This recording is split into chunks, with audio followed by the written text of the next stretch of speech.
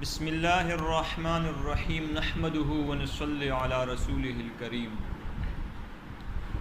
چونکہ دین کے احکامات میں سب سے پہلا جو حکم ہے وہ طہارت کا ہے، پاکیزگی کا ہے۔ دین کے جتنے بھی احکامات ہیں ان سب احکامات کو پورا کرنے کے لیے پاکیزگی کا ہونا، پاکیزہ ہونا شرط ہے۔ اگر کوئی انسان پاکیزہ نہیں ہے، کوئی مسلمان پاکیزہ نہیں ہے، اس کو وضو غسل وغیرہ نہیں ہے، تو وہ نماز ادا نہیں کر سکتا، وہ حج کا کوئی حکم ادا نہیں کر سکتا۔ تو اسلام میں سب سے پہلے جو چیز ہے وہ طہارت ہے۔ اس لیے آج سے ہم کتاب الطہارت شروع کر رہے ہیں۔ فرمایا قال اللہ تعالی یا ایھا الذین آمنوا، اے ایمان والو، اذا قمتم الی الصلاۃ، جب تم کھڑے ہو جاؤ یا تم ارادہ کرو نماز کا، فاغسلوا، تو دو وجوہکم، اپنے چہرے کو، وایدیکم، اور اپنے ہاتھوں کو، الی المرافق، ٹہنوں تک، وامسحوا برؤوسکم، اور اپنے سروں کا مسح کرو، وارجلکم الی الکعبین، اور اپنے پاؤں کو دو ٹہنوں تک۔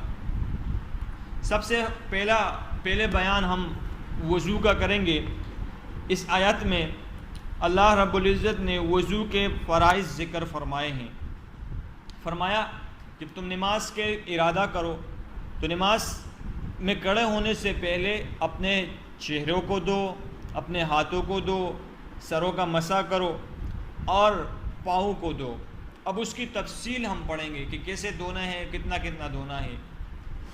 فرمایا ففرض الطہارت غسل الاعضاء الثلاثۃ ومسح الرأس، کہ طہارت کے لیے فرض ہے، طہارت سے مراد یہاں وضو ہے، کہ وضو کے لیے فرض ہے غسل الاعضاء ثلاثۃ، تین اعضاء کا دھونا، ومسح الرأس، اور سر کا مسح کرنا۔ یہ چار ہو گئے، یعنی تین اعضاء کا دھونا اور ایک مسح، یعنی چار فرائض ہے وضو میں چار فرائض ہے۔ آگے فرمایا والمرفقان والکعبان تدخلان فی فرض الغسل، کہ مرفقان، یہ جو کہنیاں ہیں، ہاتھوں میں جو کہنیاں ہیں، یہ والکعبان، اور پیروں کی جو ٹہنے ہیں، یہ داخل ہے وضو کے فرائض میں۔ چونکہ یہ جو ہڈی ہے یہ غایہ اور مغیہ میں داخل ہے، اس لیے یہ مرفقان یعنی کہنیاں اور ٹہنے یہ وضو کے فرائض میں داخل ہے۔ آگے فرمایا عند علماء الثلاثہ، تین علماء کے نزدیک یہ غسل کے فرض میں یہ مرفقان اور کعبان داخل ہے۔ وہ تین علماء کون ہیں؟ امام ابو حنیفہ رحمۃ اللہ تعالی علیہ، امام ابو یوسف رحمۃ اللہ تعالی علیہ، امام محمد رحمۃ اللہ تعالی، یہ تین علماء ہیں۔ ان تین علماء کے نزدیک مرفقان اور کعبان وضو کے فرائض میں داخل ہے، یعنی ہاتھ دھو گے تو اس کے ساتھ کہنیوں کو بھی دو گے، پیر دو گے تو اس کے ساتھ ٹہنوں کو بھی دو گے۔ آگے فرمایا خلافا للزفر، امام ظفر رحمۃ اللہ علیہ کا اس میں اختلاف ہے، وہ فرماتے ہیں کہ ٹہنوں کو اور کہنیوں کو نہیں دھوئیں گے، وہ اس میں اختلاف کرتے ہیں۔ آگے فرمایا والمفروض، لیکن اصل قول امام ابو حنیفہ اور صاحبین کا ہے، ہمارے علماء کا ہے، ائمہ کا ہے۔ اس میں اختلاف تو ہے لیکن اصل قول امام ابو حنیفہ کا ہے، امام محمد کا ہے، امام یوسف کا ہے، کہ ٹہنوں کو بھی دھوئیں گے اور کہنیوں کو بھی دھوئیں گے۔ آگے فرمایا والمفروض فی مسح الرأس، یہاں سے کتنی مقدار مسح کا فرض ہے وہ بتا رہے ہیں، کہ سر کے مسح میں فرض مقدار الناسیتی، پیشانی کے بقدر ہے، یعنی پیشانی جتنی ہے اس کے بقدر سر پر مسح کرنا فرض ہے۔ فرمایا وہو ربع الرأس، اور یہ جو فرض ہے سر کے مسح میں جو فرض ہے وہ سر کا چوتھائی حصہ ہے، یعنی سر کے چوتھائی حصے پر مسح کرنا فرض ہے۔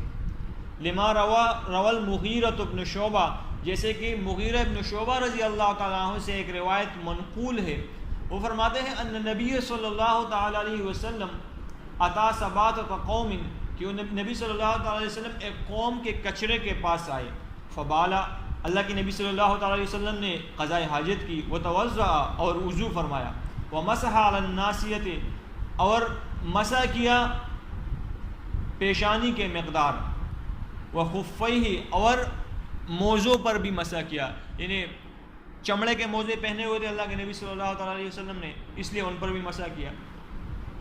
اب یہاں سے وضو کے سنت فرما رہے ہیں۔ فرض تو ہم نے بتا دیے کہ 4 فرائض ہیں وضو میں، ایک چہرے کا دھونا، ہاتھوں کو کہنیوں سے سمیت دھونا، سر کا مسح کرنا چوتھائی کا، یہ فرض ہے، اور پاؤں کو دھونا ٹہنوں سمیت، یہ 4 فرائض ہیں وضو میں۔ اب یہاں سے وضو کے سنت بیان فرما رہے ہیں۔ وسنن الطہارت وضو کے سنت غسل الیدین، دونوں ہاتھوں کو دھونا، یہ ہڈی جو ہے اس تک دونوں ہاتھوں کو دھونا، ثلاثا قبل ادخالہم الاناء، کہ 3 مرتبہ اپنے ہاتھوں کو دھونا برتن میں ہاتھ ڈالنے سے پہلے، یعنی جب آپ نیند سے اٹھ جائے، صبح کا وقت ہے فجر کی نماز کے لیے، جب آپ نیند سے اٹھ جائے تو برتن میں اپنے ہاتھ ڈالنے سے پہلے اپنے ہاتھوں کو دھو لے 3 مرتبہ۔ فرمائے اذا استيقظ المتوضي من نومه، جب وضو کرنے والا نیند سے اٹھ جائے تو اپنے ہاتھوں کو برتن میں داخل کرنے سے پہلے 3 مرتبہ دھو لے۔ فرمایا وتسمیۃ اللہ تعالی، اور بسم اللہ الرحمن الرحیم پڑھے، یعنی جب وضو شروع کر رہے ہیں تو بسم اللہ الرحمن الرحیم پڑھے، فی ابتداء الوضوء، وضو کے ابتداء میں بسم اللہ پڑھے، والسواک، اور مسواک کرے، والمزمزۃ، اور قلی کرے، یعنی قلی کرے منہ میں پانی ڈالے، والاستنشاق، ناک میں پانی ڈالے، ومسح الاذنین، اب جب سر کا مسح ہم کرتے ہیں تو اس کے ساتھ کانوں کا مسح بھی کرتے ہیں، تو کانوں کا مسح سنت ہے۔ فرمایا وہ تخلیل اللحیۃ، اور داڑھی کا خلال کرنا بھی سنت ہے، والاصابع، اور انگلیوں کا جب مسح کرتے ہیں تو آخر میں انگلیوں کا ہلال بھی کرتے ہیں، تو انگلیوں کا ہلال بھی سنت ہے، وتکرار الغسل الی الثلاث، اور 3 مرتبہ ہر عضو کو دھونا بھی سنت ہے۔ تو یہ 8 سنتیں ذکر فرمائی وضو کیا، کہ ہاتھوں کو دھونا ہے، وضو سے پہلے بسم اللہ پڑھنی ہے، اس کے بعد مسواک کرنا ہے، اس کے بعد قلی کرنی ہے، ناک میں پانی ڈالنا ہے، کانوں کا مسح کرنا ہے، اور خلال کرنا ہے داڑھی کا، اور انگلیوں کا مسح کرنا ہے، اور 3 بار ہر عضو کو دھونا ہے، یہ سنت ہے وضو میں۔ آگے مستحبات کا ذکر فرما رہے ہیں کہ وضو میں مستحبات کتنے ہیں اور کیا کیا ہے۔ فرمایا وَيَسْتَحِبُّ لِلْمُتَوَضِّئِ، وضو کرنے والے کے لیے مستحب ہے اَيَّنْوِيَ الطَّہَارَةَ، کہ وہ نیت کرے، وضو کی نیت کرے، یعنی وضو کرنے والے کے لیے یہ مستحب ہے کہ وضو کی نیت کرے پہلے، وَيَسْتَوْعَبَ رَأْسَهُ بِالْمَسْحِ، اور جب مسح کر رہا ہو تو دونوں ہاتھوں سے اپنے سر کو ڈانپ لے، جیسے ہم مسح کرتے ہیں دونوں ہاتھوں سے کرتے ہیں، یہ دونوں ہاتھوں سے کرنا مستحب ہے۔ فرمایا وَيَرَتَّبُ الْوُضُوءَ، اور ترتیب وار کرے وضو کو، بما فَيَبْدَأُ بِمَا بَدَأَ اللَّهُ تَعَالَى بِذِكْرِهِ، اس طرح ترتیب وار کرے جس طرح اللہ رب العزت نے قرآن پاک میں اس کا تذکرہ فرمایا ہے۔ جیسے آیات ہم نے پڑھی تھی، تلاوت کی تھی، جیسے یا ایھا الذین آمنوا اذا قمتم الی الصلاۃ فاغسلوا وجوہکم، پہلے اپنے چہروں کو دھونا ہے، وایدیکم، پھر ہاتھوں کو دھونا ہے، الی المرافق، وامسحوا، پھر مسح کرنا ہے، برؤوسکم وارجلکم الی الکعبین، اور پھر کیا کرنا ہے، پاؤں کو دھونا ہے۔ تو یہ اس ترتیب وار سے دھونا یہ مستحب ہے۔ فرمایا وبالمیامنی، اور پے در پے کرنا، ہر عضو کو جب دھو رہے ہو وضو کے ہر عضو کو تو پے در پے کرنا، ایک کے بعد دوسرا کرنا، والتوالی، اور ایک عضو کے خشک ہونے سے پہلے دوسرا عضو دھونا، ومسح الرقبۃ، اور گردن کا مسح کرنا مستحب ہے، معمولی سا پیچھے جو گردن ہے صرف اس کا مسح کرنا۔ ہمارے ہاں لوگ کیا کرتے ہیں کہ گلے تک آ جاتے ہیں، بلکہ گلے تک آنا بدعت ہے، صرف یہ گردن ہے، اس کا مسح کرنا مستحب ہے۔ والمعانی الناقضۃ، اب یہاں پر وضو کے نواقص بیان کرنے کی، وضو کن کن چیزوں سے ٹوٹتی ہے. فرمائے للوضوء للوضوء کل ما خرج من السبیلین، ہر وضو ٹوٹتی ہے ہر اس چیز سے جو دونوں سوراخوں میں سے کسی سے بھی نکلے، یعنی آگے کے شرمگاہ سے کوئی چیز پیشاب وغیرہ نکلے، یا پیچھے کے شرمگاہ سے کوئی ہوا وغیرہ کوئی بھی چیز نکلے تو اس سے وضو ٹوٹ جاتا ہے.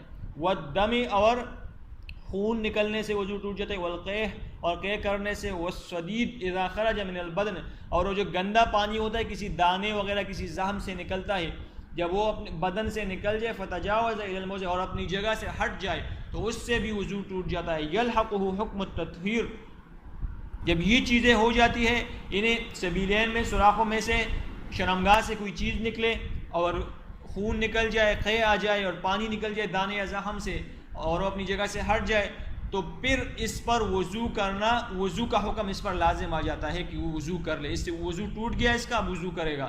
والقیء اذا کان ملء الفم، اور قے سے بھی وضو ٹوٹ جاتا ہے جب وہ قے منہ بھر کر ہو. والنوم، اور ایسا سونا مستجعا، کہ کروٹ کے بل سونا، کروٹ کے بل سونا اس سے بھی وضو ٹوٹ جاتا ہے. اور متکئا، یا ٹیک لگا کے سونا، کوئی بندہ ٹیک لگا کے سو جائے اس سے بھی وضو ٹوٹ جائے. اور مستنداً الی الشیء، یا کسی چیز سے سہارا لے، لو ازیل لسقط عنہ، کہ جب اس چیز کو پیچھے سے ہٹایا جائے تو وہ گر جائے تو اس سے بھی وضو ٹوٹ جاتا ہے. والغلبۃ علی العقل بالاغماء، اور جب غلبہ کر لے عقل پر بےہوشی جب عقل پر غلبہ کرے تو اس سے بھی وضو ٹوٹ جاتا ہے.